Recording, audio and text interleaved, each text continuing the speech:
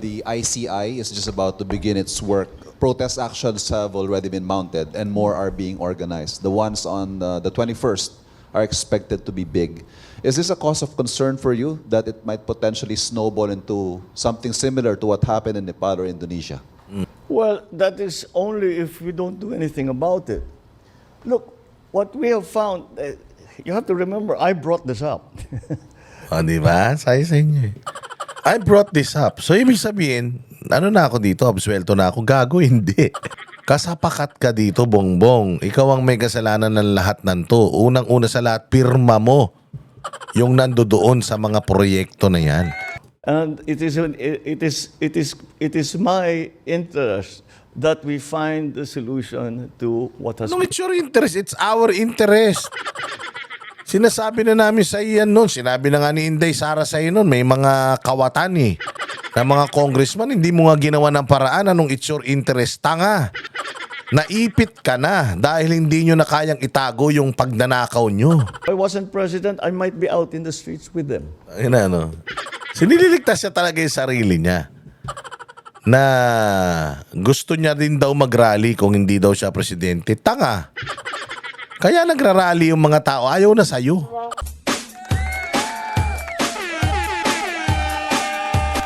Dancing with the beat with DJ Glenn on the mix. Marcos Bangag. Marcos Bangag. Ayan na. Magandang araw mga banateros. Eto na naman ang inyong pinakapaboritong fake news peddler sa balat ng YouTube. Nakaboses ni Renz Berano. Ayop! Ayun, matindi kasi ang ating ubo mga bossing. Kaya, ayan. Wala tayong boses. Pero pagtsagaan nyo na, kayo naman, oh. Kaya manood kayo ng mga vlog natin dahil kahit may sakit tayo. Pipilitin natin mga bossing maghatid sa inyo ng mga reaksyon. Wala nang boses natin kakareaksyon. Hayop yan. Ano naman? Another day, another uratan session with yours truly, Boss D. At pasasakitin na naman natin ang mga ulo, katawan, atay, balon-balunan, puso, isip at kaluluwa ng lahat ng mga kupal, animal, bisit, pabigat, walang silbis, witik, salot, putok sa buho, hindot, palamunin, sinto-sinto, baliw, abnoy, sabog, batak, bangag, adik, pusher, kawatan, kurakot, pagnanakaw, sindikato, karotong baliling, demonyo, santanas, hudas, barabas, estas.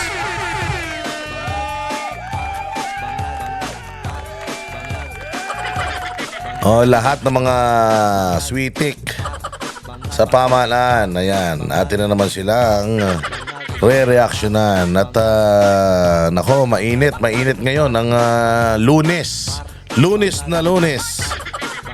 Kaliwat kanan na naman ang kilos protesta. Kaliwat kanan ng kilos protesta mga bossing. At marami ang nagulat dyan sa pagtitipon-tipon dyan sa may batasan. Meron nagtitipon-tipon dyan sa batasan na tatagal daw ng ilang araw. Naku po. Kaya lang, ang problema kasi ngayon, mga bossing, yung permit. Wala daw mga permit. Pag walang permit, dinidisperse. Naku po. Ginagamit na naman ng kapulisan ng kanilang kapangyarihan laban sa mga tao na dapat kanilang pinagtatanggol mga hinayupak.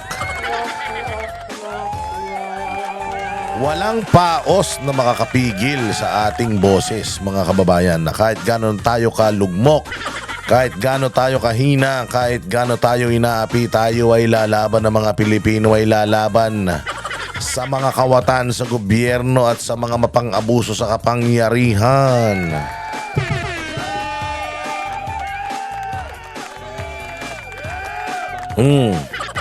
Ayan na nga mga bossing. Kaya yung mga gusto ng pagbabago at magpakita ng kanilang suporta, kailangan lang po maging mahinahon tayo. Kailangan pairalin natin ng diplomasya.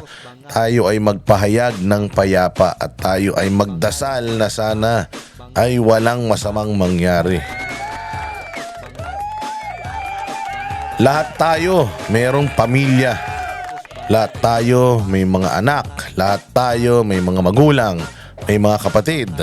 May mga lolo't lola at mga kamag-anak. Lahat tayo ay Pilipino. At lahat tayo dapat magsama-sama laban sa pagnanakaw, sa massive na pagnanakaw sa ating mga Pilipino. Hindi natin inilagay sa posisyon ang mga buwaka ng inanyan para abusuhin tayo. Inilagay natin sila sa posisyon para tulungan tayo, mairaos tayo, maiahon tayo sa kahirapan, mairaos natin ang pang-araw-araw na buhay. Pero sila lang ang nakakaraos. Sila lang po ang nabubuhay sa rangya. Sila lang po ang kumakain ng masarap. At sila lang po ang nakakapagpahinga ng matiwasay dahil wala silang iniisip sa kanilang buhay. Kaya wag na wag po tayong papayag, mga bossing, na tayong may kapangyarihan para maglagay sa mga hinayupak na yan sa kapangyarihan ang kanilang itutulak-tulak, yuyurak-yurakan, tatapak-tapakan. Laban lang, mga bossing, laban lang. Oo, laban lang. Kaya yung mga may balak pumunta dyan, managmamahal sa bayan, yung mga talagang inis na. Oo, sige, sumuporta, pero kailangan mapayapa, kailangan mahinahon, kailangan magpahayag lamang. Huwag tayong gagawa ng mga bagay na ating pagsisisihan at wag natin silang bibigyan ng pagkakataon na tayo'y kanilang abusuhin at tayo'y kanilang ikulong. Oo, dahil yung mga yan lang ang inaantay ng mga yan. Yung mga makakapalang mukha ng mga pulis na yan. Oo, they swore to protect, to serve. Sino ang kanilang pinoproteksyonan at pinagsisilbihan? Dapat nagsisilbi sila sa taong bayan, hindi doon sa mga politiko na inilagay lamang ng taong bayan sa kapangyarihan. Mahal nyo ang mga anak ninyo. Bigyan natin sila ng magandang kinabukasan. At walang magandang kinabukasan sa Pilipinas under this regime, under this Congress, under this Senate. Oo, walang future na maganda para sa mga kabataan natin, walang edukasyon na maganda sa mga mahal natin sa buhay, walang future kapag pinagpatuloy pa natin ang pagtangkilik dito sa kabulastugan na ito ng pamahalaan. Okay, kaya tatag lang, mga boss. Tatag lang tayo. Tayo ay let us stand our ground. Oo, tayo ay kailangan manindigan. Huwag kayong papayag na hanggang social media lang tayo. Memya, pupunta tayo dyan. Tapusin lang natin tong vlog tapos magpunta na tayo dyan at magsuporta. Oo, umulan, umaraw, bumaha, walang uwian yan.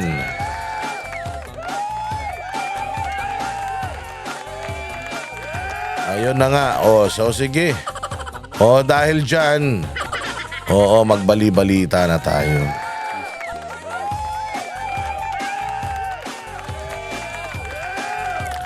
Ayan, at sa mga balitang pag-uusapan natin, mga bossing, itong si BBM, meron siyang press conference for the first time.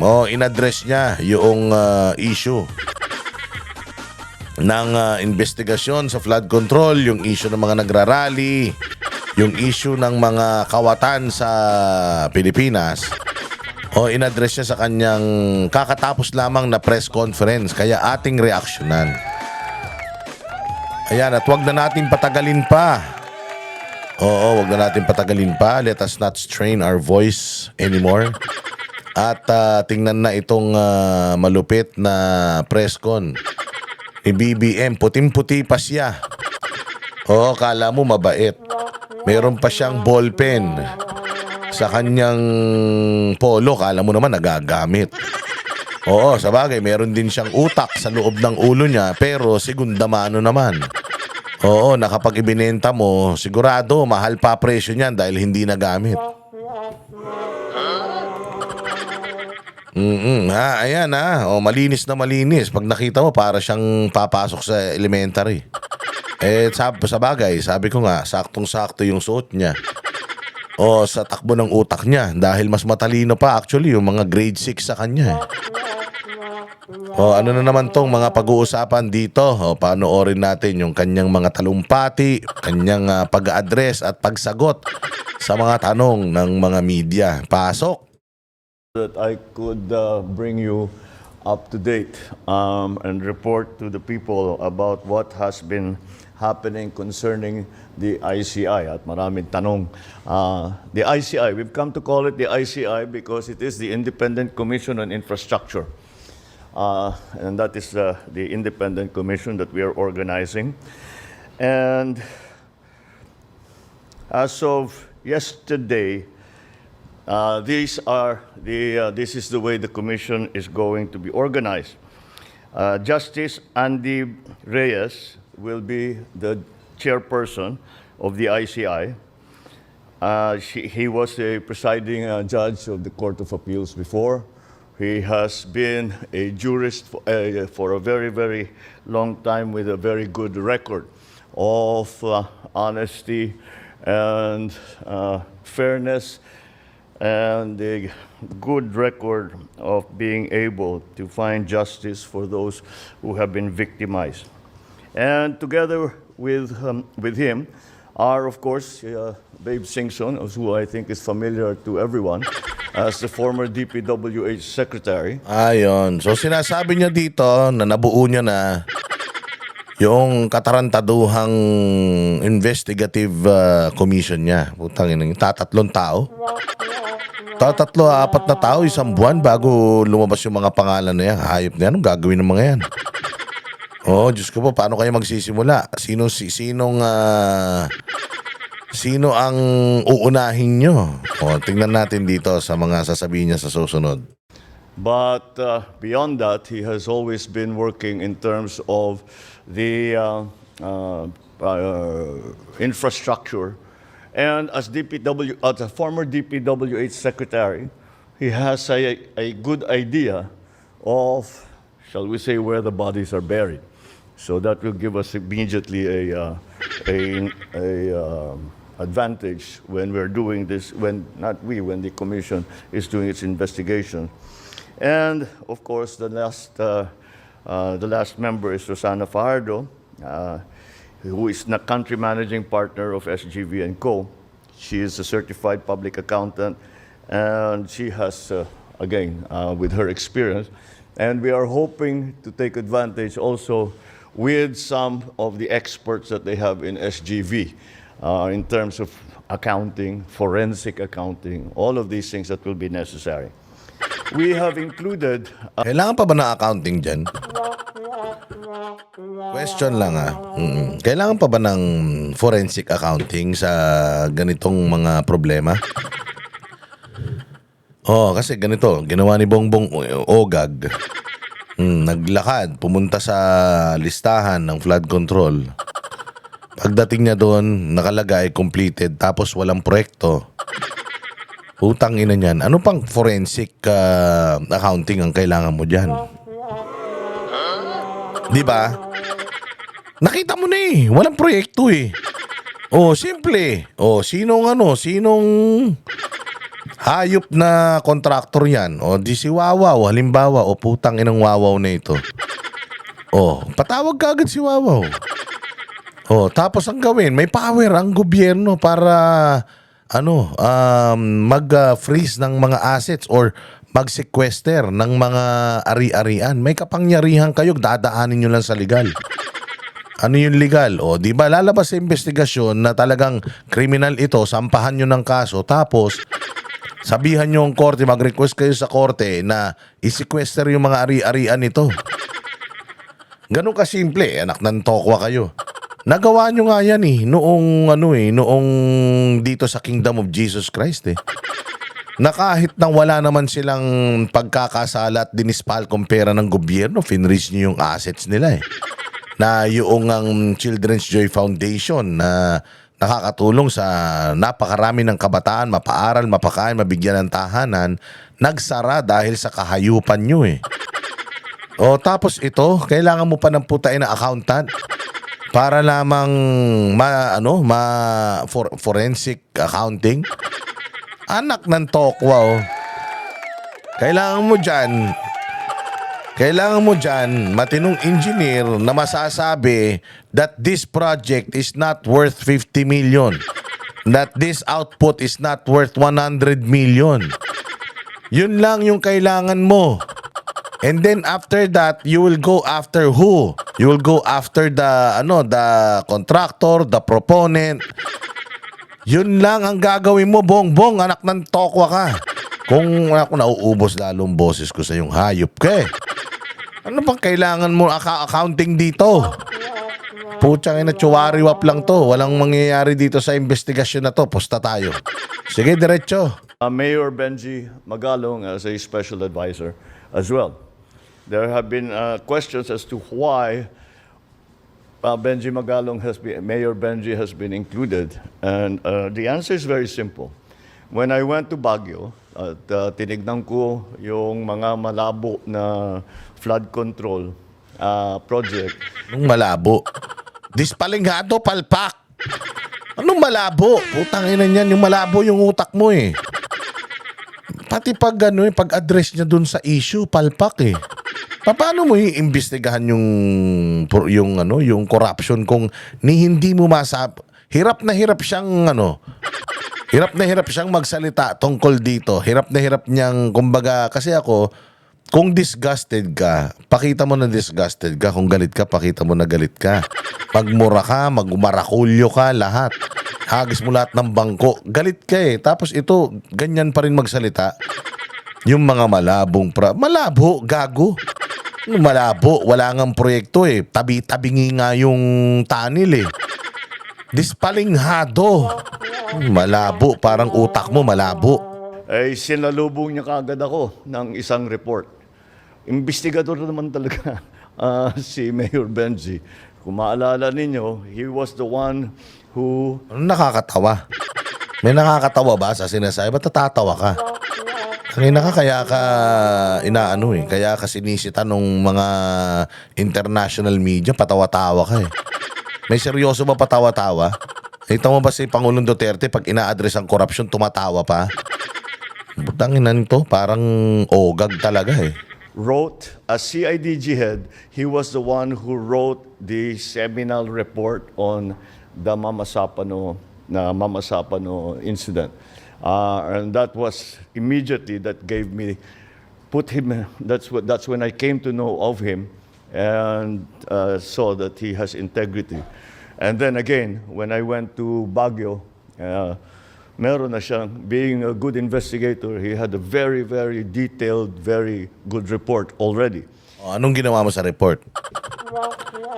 Ano nang recommendation mo doon sa report niya? Binasa mo yung report, good detalyado, maganda ang pagkakareglo. Anong unang-unang hakbang na ginawa mo? Tangin na, di sana doon pa lang nagsimula ka na. Sinampa mo na yung... Sinampahan mo na ng kaso using those report, yung kung sino man yung gumawa ng hayop na mga infra dyan sa Benguet. Anong ginawa mo doon? Wala na naman. Nilagay mo na naman sa lamesa mo, baka naiwala mo na yan. So he's been working on this for a while. So marami siyang mako-contribute. So what are the commission's powers? Well, there was there was a discussion, of course, as to what were the powers to be granted to the commission. And the debate centered around whether they will have subpoena powers and they can also hold people in contempt. Well, upon discussion, we felt clearly that the subpoena powers were necessary. However, the contempt powers the power to hold people in contempt, I think was not necessary, simply because this is not a prosecutorial body, this is an investigative body. Oo, tangin na niyan. So, mas maganda pa pala yung investigasyon ng Senado at saka ng Kongreso.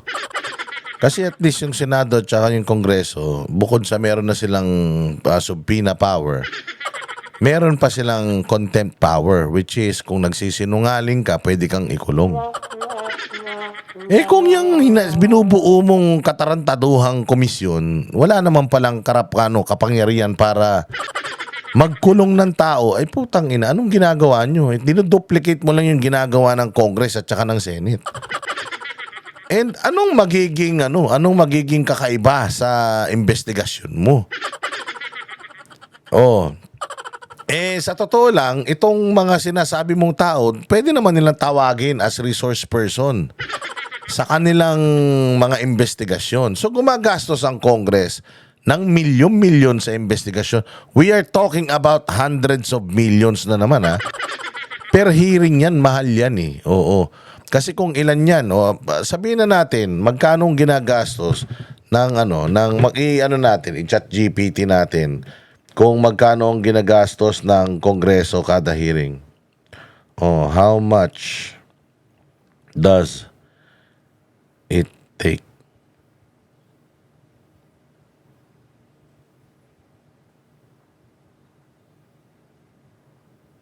Ayan ha. Tingnan natin.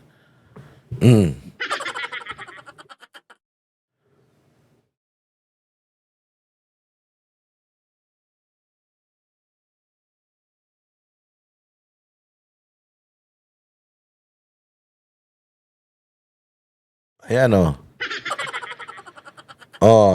nakalagay dito na billions of pesos annual budget of the House, around 20 to 30 billion, and Senate 5 to 7 billion per year per year. So kapag nag-conduct ka ng investigation hearing, milyon-milyon yan, mantakin mo, 20 to 30 billion ang inuubos ng Kamara para lang sa kanilang mga investigasyon. In aid of legislation ko, no? Wala man silang nagagawang batas. So magastos to. Gumagastos ang Congress na dapat na yung perang ginagastos dyan eh. Napupunta na lang sa ibang programa. Gumagastos ang Senado. Tapos ngayon, popontuhan pa natin tong hinayupak na investigasyon ni Bongbong. Wala naman palang kapangyarihan ito para mag-contempt ng tao. Mag-imbestiga lang, tapos mag-come up with a report. Tapos anong gagawin sa report? Ibibigay mo yung report sa ombudsman. Tapos yung ombudsman maghahanap ng probable cause and then ibibigay yun sa Sandigan Bayan. Ganun din naman ang ginagawa ng Congress. Ganun din naman ang ginagawa ng Senate. So bakit ka pa gumawa niyan? Ano yun? Kung halimbawa, iba ang resulta sa'yo, iba ang resulta sa Congress, iba ang resulta sa Senate. Putang ina niyan, anong susundin natin? Tatanga-tanga ka kasi, tinanggal mo yung PACC. Yun ang trabaho ng PACC. Ngayon, nahihirapan ka magbuo tuloy kung di ka ba naman OGAG eh. O kasimple lang naman eh, o Greco Belli ka. Dinisband ko yung ninyo. O nagkamali ako, buuin natin ulit. Kaya mo naman yun, nasa kapangyarihan mo naman yun. Nasa kapangyarihan mo nga na i-dissolve yun eh.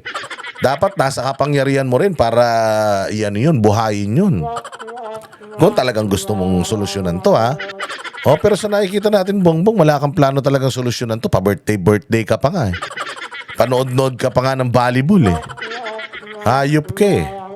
So what the commission will do is that they will investigate. They will call people in. They will subpoena records. They will conduct hearings. And once they have their findings, they will forward those findings to the proper agency. Should it be the ombudsman? Should it be the DOJ? If it's an administrative case of government employees, sa civil service commission, and all of the proper agencies, doon lang sila magrekomenda. And if such personalities continue to avoid or not cooperate with the the ombudsman or the DOJ, doon sila makokontempt. So we do not lose that. O di parehas nga lang, o according dito, kapag ordinary hearing, hanggang 500,000. Kapag major or high profile hearing, 1 million plus per day. And in this instance, lalo na kung masyado pang mahaba yung hearing, more than that. Ay mo ganyan ang ginagastos natin kada hearing. Tapos etong hayop na investigative group na itatayo mong bago. Magkano budget niyan? Saan mo kukunin budget niyan? Sa confidential funds mo ba? Sa national budget? O kasi hindi yan naka-allocate sa GAA 2025. So saan mo kukunin budget niyan? Babayaran mo yung mga yan na magtrabaho yan. Tapos syempre may mga investigasyon yan. So gagamit ka ng mga intel funds dyan. Saan mo kukunin? Dapat klaro yun. Oo. Walang Diyo. Power and capability to hold people in contempt should they not cooperate, should they not respect subpoenas, etc. So, yun na ngayon ang ating sitwasyon. We are I'm very encouraged because nung nakausap ko sila, all of them are in agreement that we have to move very quickly and we have to get something done as quickly as possible.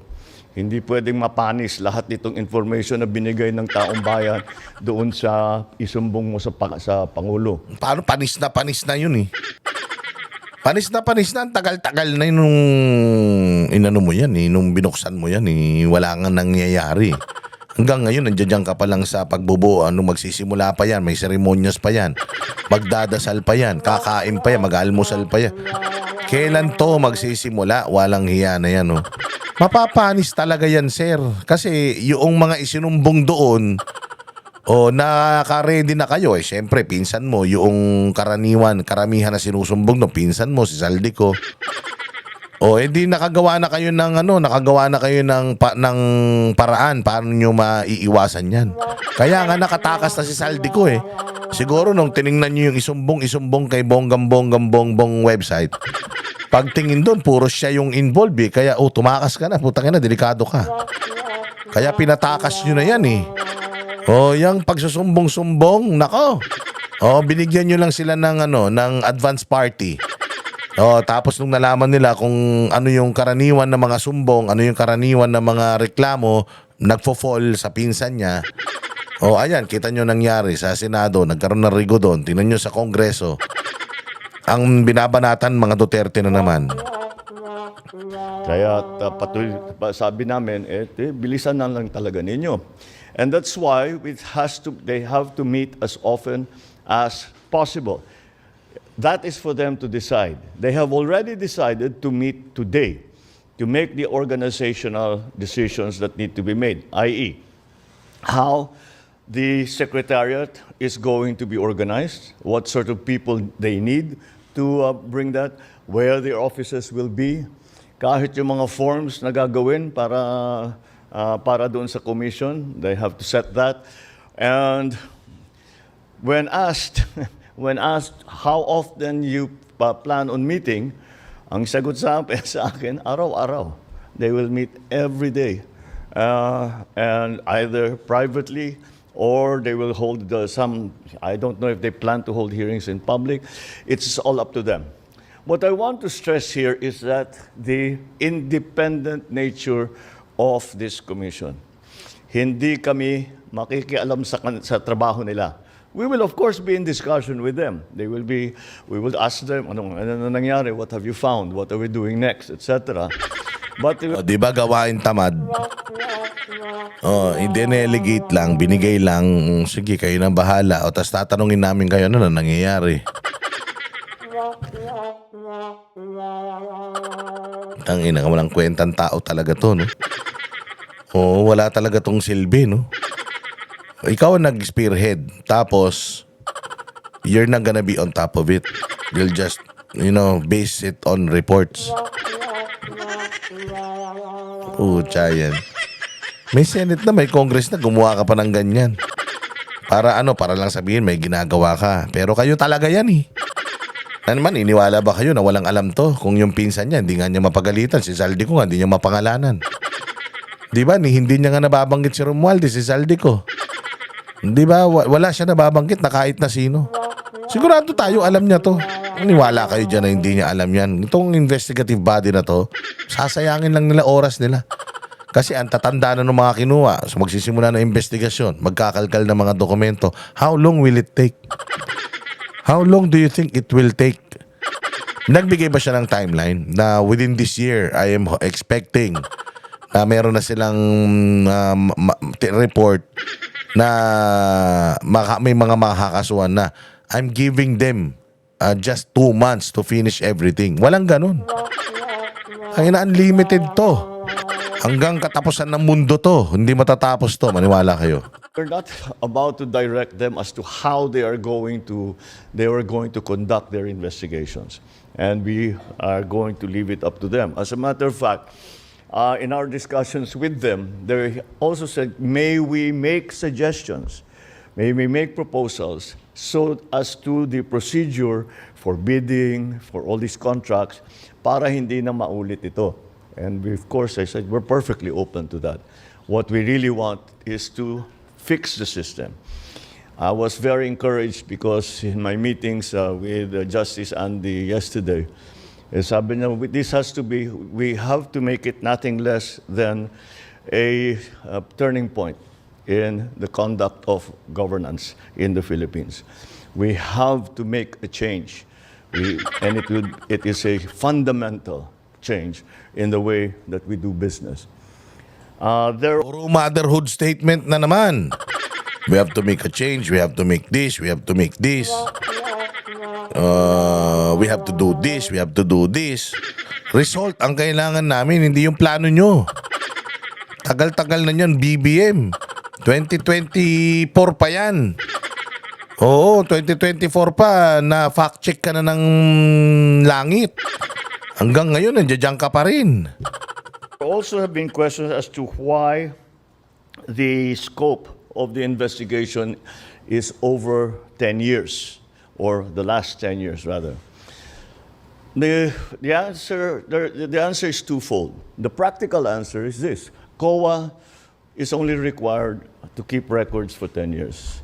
So those are the records that we know we have, na nakakasiguro tayo na matulungan yun. Pangalawa doon, kaya't we'll do it for as long as possible dahil marami na tayong napag-usapan at isa sa napakahalaga para sa akin, malaman paano tayo napunta sa ganito. Wag mo nang alamin paano tayo napunta dyan. Ang una mong gawin, Bongbong, yung mga magnanakaw ngayon, ipakulong mo, saka mo na imbestigahan pa paano ka napunta. Kami rin, takanta ka, paano ka napunta dyan eh. Takanta ka rin kami kung paano ka naging presidente eh. Wala kang alam, bobo ka, tas naging presidente ka, nakakapagtaka yan. Pero, yung urgency netong problema natin sa corruption, it has to be addressed now. Sino yung mga magnanakaw ngayon? Yun ang dapat nating i-address. Bakit natin sisimulan yung investigasyon 10 years ago? It will not change anything. Kung ang iniisip mo paano tayo naging corrupt, ano na yan, pwedeng makapag-antay yan. Pero yung mga magnanakaw ngayon, baka makatakas pa yan. Sabi ko nga sa inyo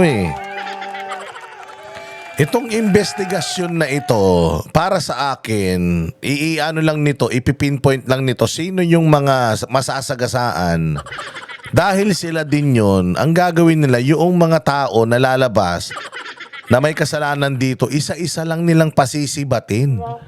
Patatakasin lang nila isa-isa yan, kaya sila nag-iimbestiga.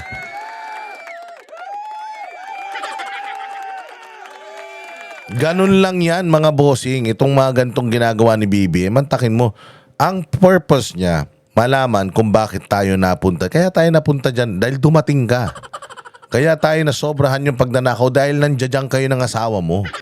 Tapos Speaker of the House pa yung pinsa mo. Ang salot sa Pilipinas, pamilya nyo talaga. Wala nang iba. Hindi na kailangan ng investigasyon. Oo, in a heartbeat kaya namin sabihin ang problema ng Pilipinas, Marcos Romualdez Araneta. Sa ngayon, kayo problema. Kaya dapat, mantakin mo ha, nasunog yung bahay. Nasunog yung bahay. Tapos, hindi mo iimbestigahan kung sino yung sumunog ng bahay ngayon. Ang iimbestigahan mo, sino yung sumunog ng bahay doon sa katabi. Hayop naman talaga, BBM. Ngayon muna yung unahin mo, ha? Unahin mo muna yung ngayon. Kasi para akong hinold up ngayon. Pag hold up sa akin, siyempre nagsumbong ako. Boss, na-hold up ako eh. Oo, baka naman pwede pa imbestigahan. O sige, ipatawag natin lahat ng mga na-hold up sa lugar na to. Puta, anong nun? Anong connection nun? Ako nagre-reklamo eh. Na-hold up ako ngayon eh. Nandoon importante yung mga gamit ko. Kailangan ma-recover ko eh. O, patatagalin pa natin. Hahanapin pa natin kung sino pa yung mga ibang na-hold up para tanungin natin. 10 years back, anak ng Tokwa naman. Yung ngayon muna, sir, ngayon muna unahin natin si Saldico, si Romualdez, si Atayde. Lahat ng mga pumirma sa impeachment ni BP Sara, unahin muna natin yun sila ma-identify. Tapos pag nakita nila yung corruption, nakita natin yung corruption nila, na kasuhan natin sila, saka tayo mag-investiga, pabalik, paatras. O kung kailangan makulong ng mga Duterte at meron silang mga plan de rus na ginawa, di go ahead. Pero ang importante ngayon mismo, kung anong problema natin ngayon, yun muna ang asikasuhin mo. Magnanakaw ngayon, yun muna ikulong mo dahil sila yung nandiyan dyan sa pwesto. Baka memyan yan, putya kaka, ang tagal nung iimbestigahan nyo 10 years ago, mauna nyo pang ma-pinpoint yung may mga pagnanakaw noon kesa ngayon, sila pa yung makasuhan yung ngayon makatakas pa. Putang ina niyan. Bobo ka talaga. Wala ang silbi talaga eh. Ba't nagkaganito yung gobyerno natin? Paano nangyari ito yung ganito yung naging bidding? Paano nangyari na ganito ang naging pagbigay ng kontrata? How did this evolve? Dahil nung sa experience ko sa local governments, experience ko sa legislature, hindi naman ganito. Ngayon lang, we have to find out how this happened and what are the changes that we need to make so that we make this into an inflection point in terms of how government does its business, and to make sure that the funds that belong to the people are well spent and properly spent to the advantage of all of us, to advantage of the economy, to advantage of those who are in danger areas. So, ibig sabihin, the sense of urgency, wala. Walang sense of urgency. Walang sense of time. So, ang plano nila is, siyempre, kung mag-investigate ka 10 years ago, so ang mauunang investigahan yung nasa dulo. So, doon magsisimula mag-imbestiga, tapos doon magsisimula magkaso. O, paano yung ngayon? Ngayon tayo may problema eh. Pinakamalaking budget ng Pilipinas, yung 2024 at saka 2025. At saka ngayon 2026, yung under your administration. Pinakamaraming pagnanakaw under your administration. Yun ang dapat na imbestigahan natin. Saka na yung luma. Anak ng Tokwa. Oh. So that is why the 10-year period, those are the two reasons basically why the 10-year period was specified.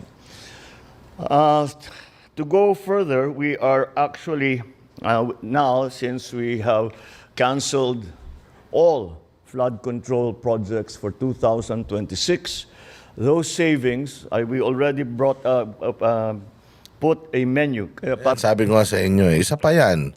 Yung flood control projects, kinancel niya. So, walang flood control projects for 2026. So, paano yan? Malulunod tayo sa baha.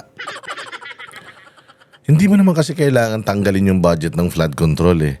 You just have to make sure that all the money are being used properly. You just have to make sure that your congressmen, that you are your pinsan, will not get commissions from dito sa mga ano na to, flood control projects na ito, kailangan natin to kasi binabaha nga tayo eh. Kung nung may flood control project, binabaha tayo, di lalo na kung walang budget yung flood control.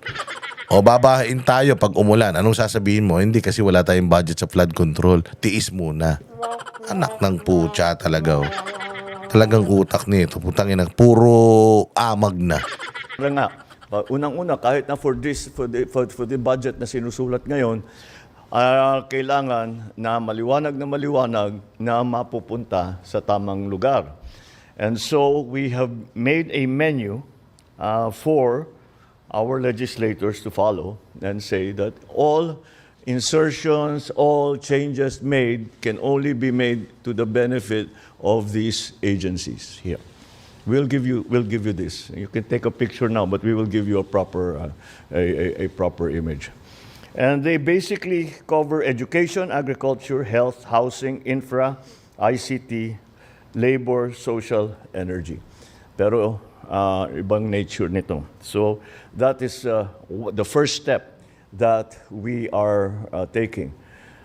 The other step that I was a little surprised to find out was that kapag tinanggal na yung rule na dati na kapag may project ang national government sa isang LGU, pagtapos na yung project, kailangan i-accept nung mayor, kailangan i-accept nung governor. Kati barangay captain, kailangan tatanggapin niya, titignan nila. And this is an important safeguard. Dahil, pagka nasa LGU ka, hindi mo naman pinagkikitaan yung project. Kaya, ang maliwanag, titignan to talaga na tama, na yung kalsada, 8 inches talaga yung konkreto. Pagka may asphalt overlay, makapal talaga yung asphalt overlay. Yung flood control, lahat yan.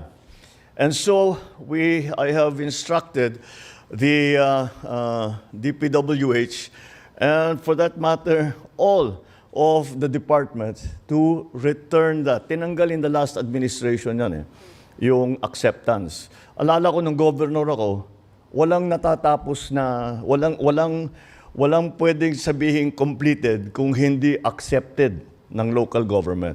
Babalik natin yun. Tinanggal nila in the last administration. We are putting it back because that is one of the best safeguards that we have. So, that is... Gago. One of the best safeguards that we have, was the PACC. Ikaw ang nagtanggal nun, tanga. Sinabi mo may tinanggal na naman nung nakarang administration. Walang corruption nun masyado. I mean, ang gobyerno natin, hindi na tayo nakalaya sa corruption, pero di hamak namang marami silang nagawa noon. Ikaw, putang ina, walang nagawa eh. 3 taon, wala kang proyekto eh, puro pagnanakaw eh. Tapos isitahin mo pa yung nakarang administrasyon, ikaw ang nagtanggal ng PACC, o gagga. Di mo tinanggal PACC, di sana mayroon ng kinakasuhan ngayon sa ombudsman.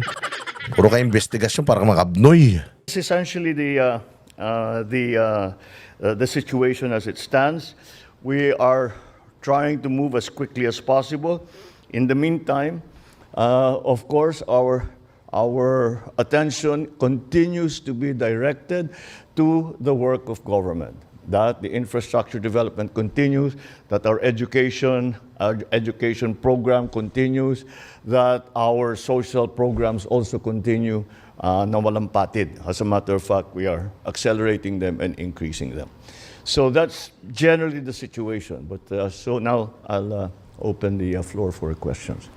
Thank you. Thank you very much, Mr. President. The first question will come from Kat Domingo of ABS-CBN. Good morning, Mr. President. Sir, in terms of priorities and focus, how different would the investigation of your independent panel be compared to what we've seen in the House and in the Senate? It will be completely independent. That's something that cannot be said if, for example, the Senate conducts, maraming nababanggit na senador. If the House conducts the investigation, marami ring nababanggit na congressman.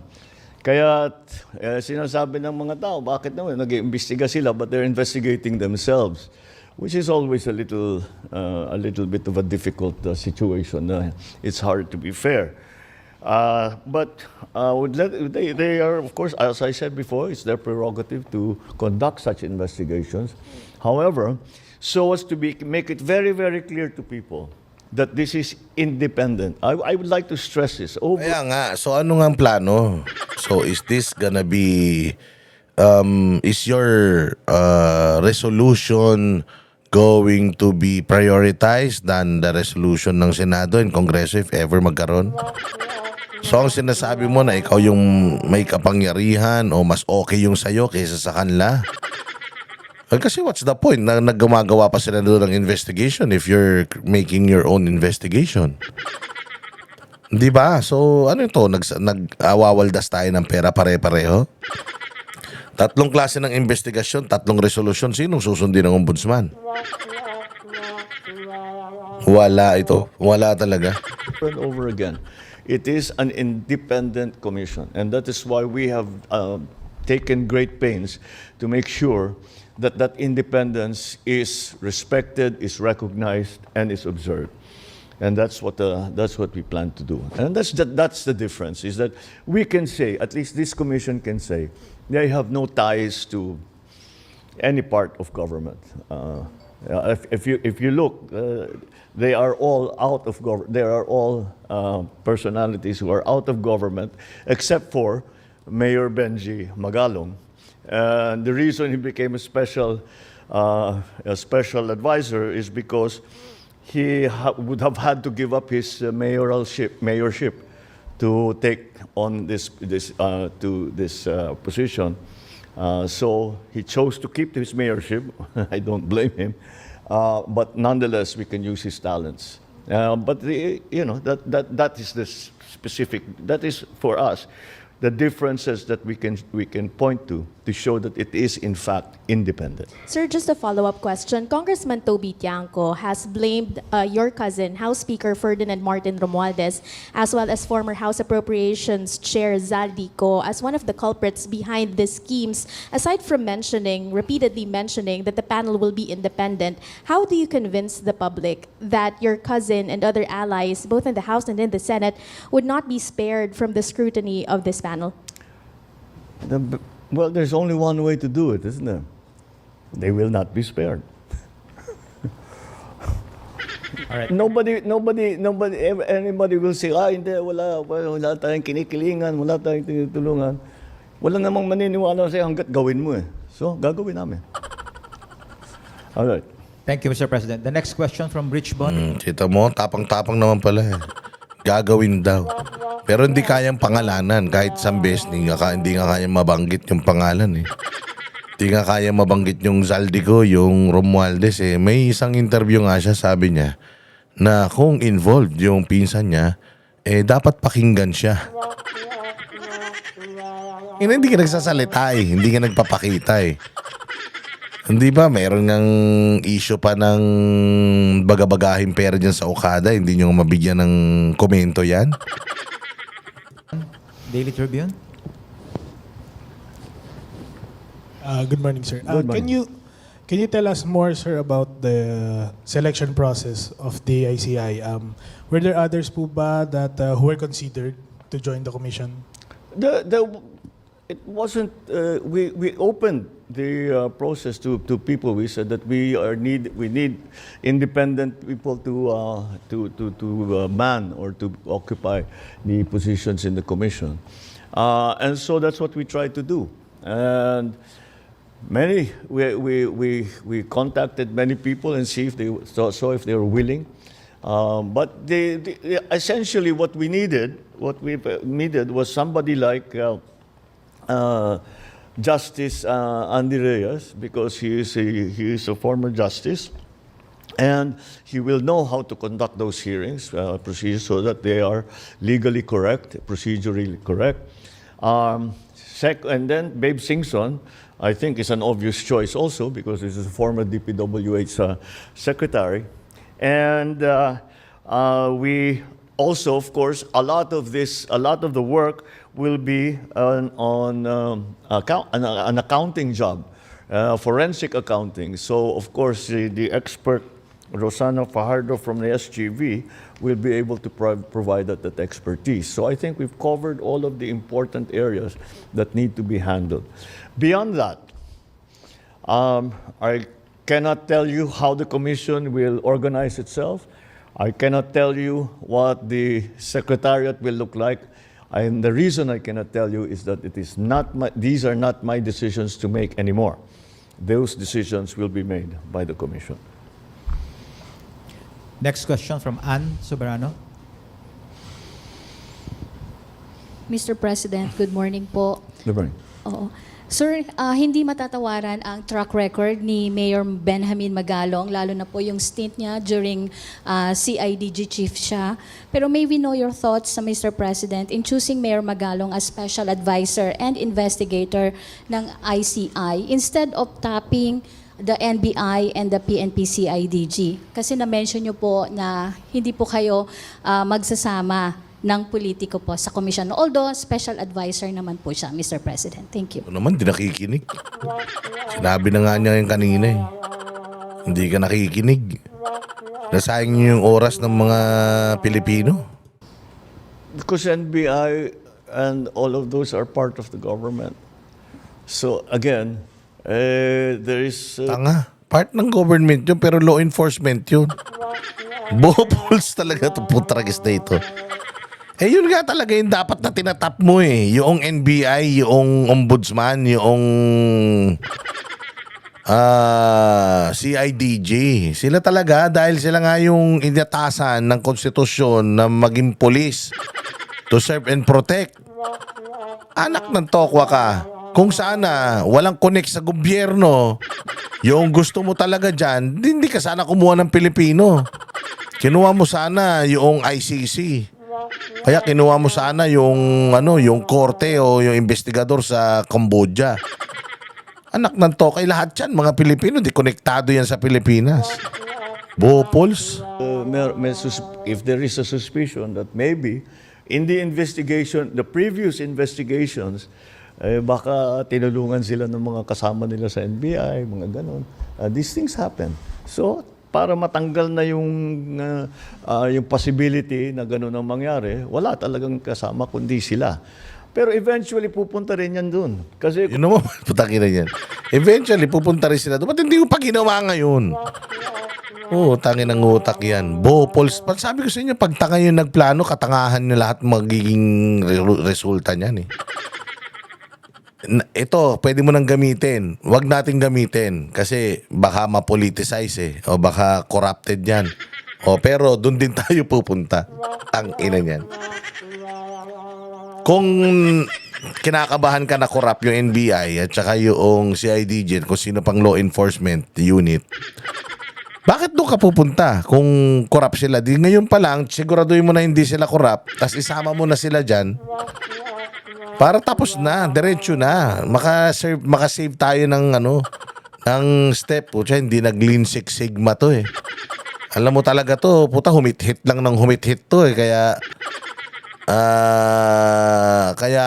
naging presidente to eh. kung may findings ang ICI na ang recommendation ay dalhin sa ombudsman, halimbawa, magko-conduct sila ng investigation. DOJ, magko-conduct sila ng investigation. But a large... Utangin na yan. Di pinatagal nyo pa. May investigasyon ka. Tapos, may investigasyon DOJ. May investigasyon NBI. May investigasyon yung Senado. May investigasyon yung Kongreso. Puta, ano to? Puro investigasyon na lang. Sabi ko sa inyo, magulo. Magulo talaga to kasi gusto nilang pagtakpan. Yan yung sinasabi ni Inday Sara na kung talagang gusto mo o isang araw lang may magagawa ka. Pero ito tingnan mo, wala siyang plano talaga. Ni yung mga sagot niya walang direksyon. So ano mangyayari dito sa investigasyon? Basura yan katulad nila. Of course, they will be able to take note of the investigation that was already conducted by the Independent Commission. And in that case, that we are not, they will not, Ano ba talaga? Putang ina. Bulol-bulol ka na naman. Ang hirap magsinungaling kasi, kaya ganyan. Walang Jo. Preliminary investigations will not start from square one. Nagdudugo na naman ipin mo. Kakaisip mo na naman, kakasinungaling mo, nagdudugo na naman. But will continue to build on what has already been found by the ICI. Thank you, Mr. Thank you. President. Thank you, Mr. President. We have two more questions, Mr. President. Sure. From Leth Narciso, DZRH. Good morning, Mr. President.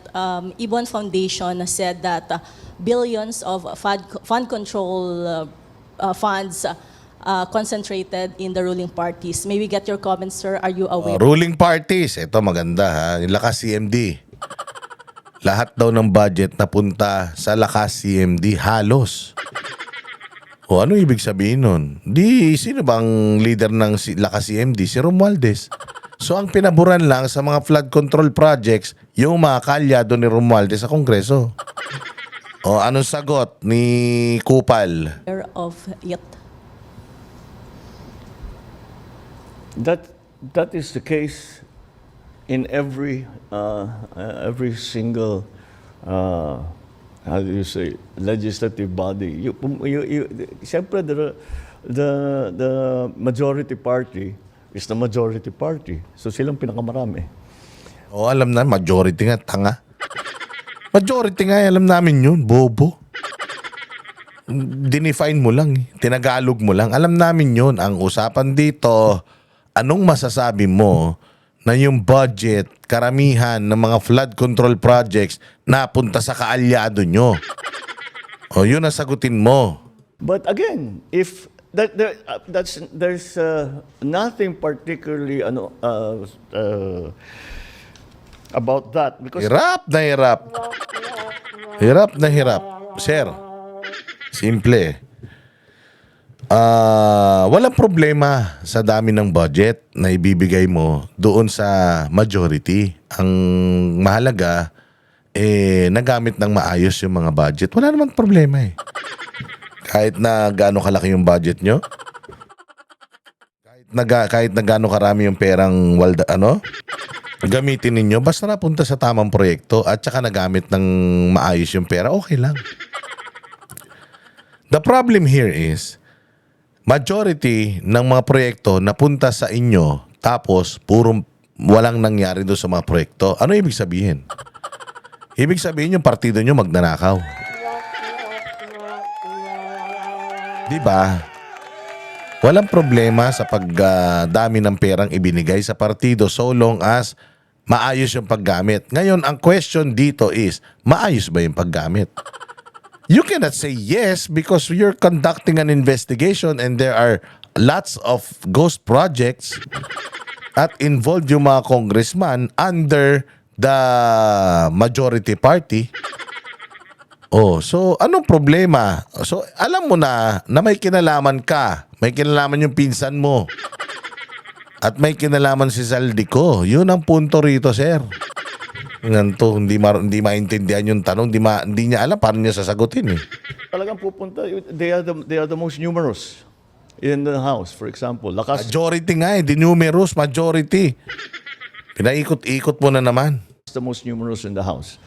So they will have the most locally funded projects. The problem here is not the amount. The problem here is the uses of those funds. Yun na nga, the uses of those funds. Were those funds used properly? Kung hindi, napunta nga yan sa partido ng pinsan mo na di ba yung partido nyong Partido Federal tsaka CMD nagsama? Kaya pala kayo nagsama, magnanakaw kayo. Yun nga ang sinasabi dito eh. Hindi nga maayos yung paggamit ng pondo, kaya nga may investigasyon ka eh. Dahil hindi na ayos yung paggamit ng pondo eh. Anong sagot doon sa tanong? Dapat ang sagot kasi doon, ayun na nga, kaya nga nag-iimbestiga tayo. Walang kamag-anak dito, walang parti-partito dito, kaya nga tayo nag-iimbestiga dahil pag nalaman natin na sangkot sila, ipakukulong natin sila, ganun. Putsang ina, nililigtas mo kagad yung partido nyo eh. Kayo na nga yung pinakamaraming proyektong may pagnanakaw, nililigtas mo pa. Ano mangyayari rito sa investigasyon mo? Kahit naman sa kanila napunta lahat, kung magandang patakbo, di walang problema. Kung yung flood control Oo nga, hindi nga maganda yung patakbo, gago. Kaya ka nga Sorry. Kaya ka nga nagpapa-imbestiga dahil hindi maganda yung tinakbo eh. Utangin na niyan. Anong klaseng sagot yan? Pucha, anong utak ba meron to? Ang tanga naman nito. napakaganda. Kung yung lahat ng mga project napakaganda, yung dredging perfect, edi ano problema? Walang problema. But that is not the problem. That's not where the problem lies. The problem lies in the actual implementation of the projects. And that's Ayun na nga. Palpak yung implementation. Tas majority ng mga palpak na implementation sa partido nyo. That's the problem. That's why you're investigating. Kalimutan mo na ba? Putang inang utak to. Utak kabuti din talaga eh. what we are investigating. Ginagawang, there's, wala namang, ginagawang politika na naman. Hindi ginagawang politika. That's the truth. That's fact. Oo, facts yan. Na majority, CMD, lakas CMD, maraming mga ghost projects sa mga congressman na involved is nasa partido ng pinsan mo. Anong political dun? Ngayon pa lang, inaabogado mo na yung pinsan mo eh. Paano mangyayaring maayos na investigasyon nyo? Thank you, Mr. President. That's what we wanted to do. Remove it from politics. Don't politicize this. It is simple numbers dito. Simple lang to. Magkano ang ninakaw na pera ng mga balasubos na ito? Hindi niya masabi. Magkano ang mga ninakaw na pera ng mga congressman dapat sasabihin niya eh. Pero sabi niya, teka, madadali ko. O mga balasubas na lang. Tangina bongbong, wala ang bayag. That's what we need to know. That's what we need to fix. And now that you bring it up, one of the things that we are looking at, dahil iniisip ko, kakasuhan natin sila. Then, okay, the cases will go on. May mananagot, meron dyan makukulong, meron dyan ma-fire, whatever.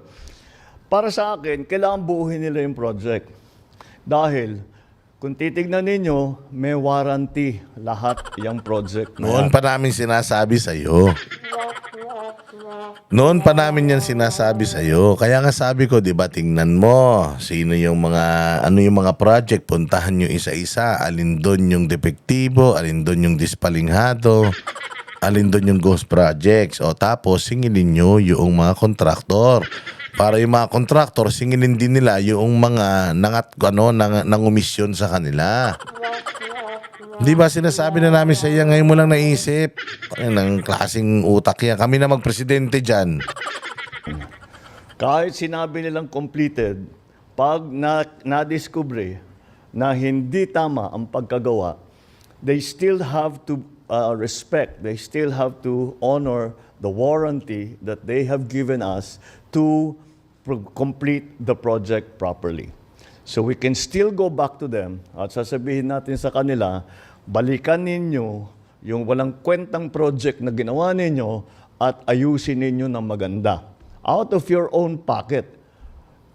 Number one. Now, I don't know what will happen after the ICI will make their findings known to whatever agency, kung they will be fined. Nasa sa kanila na yun. That's again, it's beyond the executive's purview. So that I think let us not focus on the politics of it. Let us focus on simple pesos and centavos of it. Thank you, sir. Thank you, sir. The last question will come from Ivan Mayrina, GMA7. Mr. President, while the ICI is just about to begin its work, protest actions have already been mounted and more are being organized. The ones on the 21st are expected to be big. Is this a cause of concern for you that it might potentially snowball into something similar to what happened in Nepal or Indonesia? Nako po. So yung mga rally, pinag-usapan na. Yan na. Anong meron? Well, that is only if we don't do anything about it. Look, what we have found, you have to remember, I brought this up. O, di ba? Sayo sa inyo eh. I brought this up. So, ibig sabihin, ano na ako dito? Absuelto na ako? Gago? Hindi. Tangina, hindi. Hindi po, sir. Kasi si Pangulong Duterte na nakakulong ngayon sa ICC for the same reason. Dahil ginawa niya yung trabaho niya as a president. And you, as a president, should really do it. Ngayon, yung mga nangyari nung panahon ni Pangulong Duterte, yung naging reason bakit sa kanya siya nakakulong, sinisisi sa kanya lahat ng mga nangyari. Ngayon, dito, sinisisi din sa iyo lahat ng mga nangyari kasi presidente ka.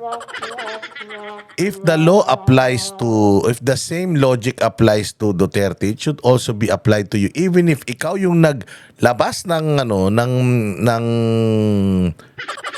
kabulastugan na ito, kung wala kang may papakulong, kung wala kang mga mapapangalanan, kasapakat ka dito, Bongbong. Ikaw ang may kasalanan ng lahat ng to. Unang-una sa lahat, pirma mo yung nandoon sa mga proyekto na yan. Pirma mo dahil ikaw ang pumirma ng GAA. Ikaw ang pumirma ng BICAM report eh. So lahat ng corruption doon sa budget na yon, ikaw ang last signature. Kung merong last line of defense, yung ikaw yun. So dahil nakalusot sa'yo at ikaw ang pinuno, hindi ka absuelto, Bongbong. Ikaw ang may pakana ng lahat ng yan. Para ka rin tatay mo eh. Tsaka hindi ikaw ang brought this up, ulol. You know who brought this up? Kaming mga Pilipino. Dahil ang yabang-yabang mo, noong SONA mo, sinasabi mo yung flood control project mo, biglang umulan tas bumaha. Oo, kalikasan brought this up. It's not you. Wala ka na nang magawa but to answer questions at iligtas mo sarili mo. Pinagsasasabi nitong gunggong na ito. And it is my interest that we find the solution to what has No, it's your interest. It's our interest. Sinasabi na namin sa iyan noon. Sinabi na nga ni Inday Sara sa iyo noon. May mga kawatan eh. Na mga congressman, hindi mo nga ginawa ng paraan. Anong it's your interest? Tanga. Naipit ka na dahil hindi nyo na kayang itago yung pagnanakaw nyo. Sasabi mo. become a very egregious problem. And since this has all been exposed, well, it's actually known to many people, but it has now been exposed to the general public. Do you blame them for going out into the streets? If I wasn't president, I might be out in the streets with them. Sinililigtas niya talaga yung sarili niya. Na gusto niya din daw mag-rally kung hindi daw siya presidente. Tanga. Kaya nagrarally yung mga tao. Ayaw na sa'yo. Bobo ka talaga. Wala ka talagang alam. Ayaw na ng tao sa'yo kaya siya na nagrarally. O, subukan mo pumunta doon sa rally. Baka ipako ka sa krus doon. You are the purpose while people are are speaking up, are going out. You are the reason, sir. Wala kang ginagawa, wala kang nagawa, wala kang kwenta. Yun ang problema. Tas sasabihin mo na kung di lang ako presidente, lalabas din ako. Lumabas ka. Para malaman, actually, pinakamagandang ang gawin mo, magbitiw ka na eh. Kasi pag nagbitiw ka, sigurado eh. Sigurado, boss, aalwan ng buhay ng mga Pilipino. So, of course, they are enraged. Of course, they are angry. I'm angry. We should all be angry. Because what's happening is not right.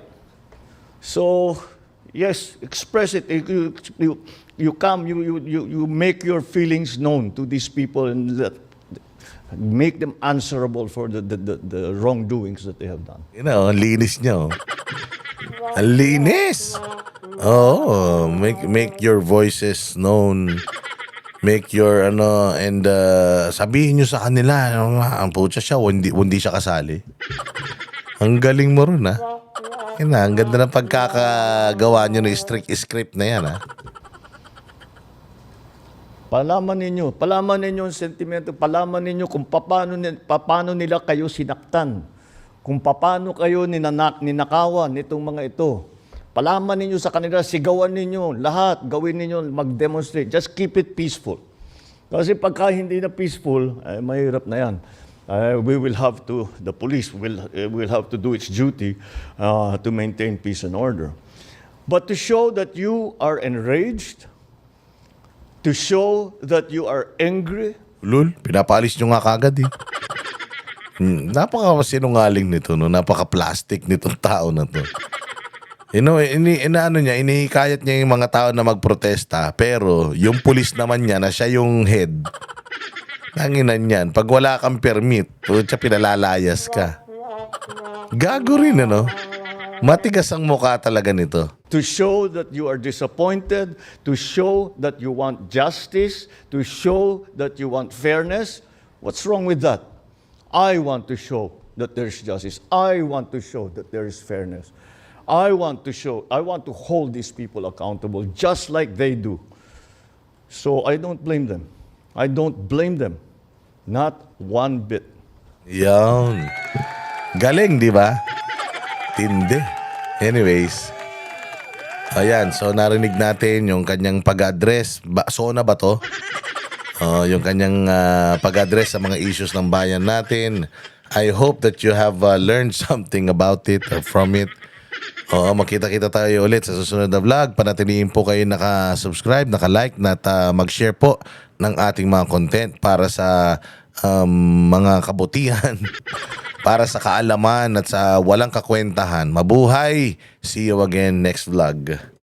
Kami ang boses ng masa, hindi natatakot. Katotohanan lang, di kami nalulunod. Walang bahid ng sismis, lahat ay totoo. Kahit sino ka pa, pag mali ka babanatan ka. Walang pinipili kulay, wala kaming kinikilingan. Basta para sa bayan, kami lalaban. Pag tama palakpakan, pag mali banatan. Di matitinag, di matatakot, para sa bayan tuloy ang sigaw. Sa harap ng kamera, walang halong takot. Mga baluktot, lahat kayo'y tutumba. Ang hustisya at totoo, yun lang ang mahalaga. Kahit sinong harang, di kami matitinag. Walang pinipiling kulay, wala kaming kinikilingan. Basta para sa bayan, kami lalaban. Pag tama palakpakan, pag mali banatan. Di matitinag, di matatakot, para sa bayan tuloy ang sigaw. Kung nasa tama ka, ikaw ay aming kasama. Pero pag mali ka, handa ka na bang mabasag? Banateros kami, walang inuunan. Dahil bayan muna, bago ang sarili.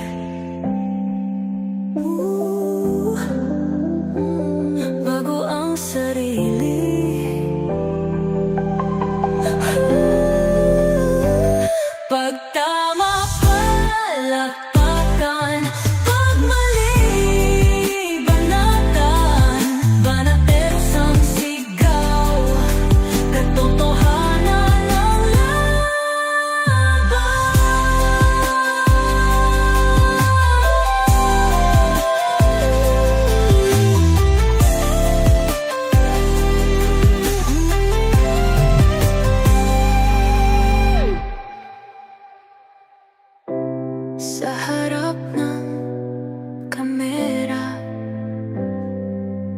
Wala